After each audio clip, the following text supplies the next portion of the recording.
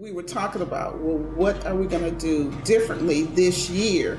And she was talking to a child that was 8 years old that had been in a Bricks for Kids classroom. And so she was asking him, how was your summer? Did you enjoy your summer?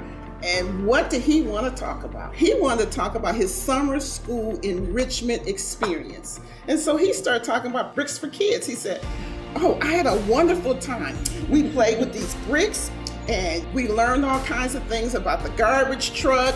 He started naming the topics and, he got all into it. And then she came back to a meeting and said to me, I don't know what you're doing, but whenever children start talking about the curriculum that they're experiencing, I know that you're doing something right.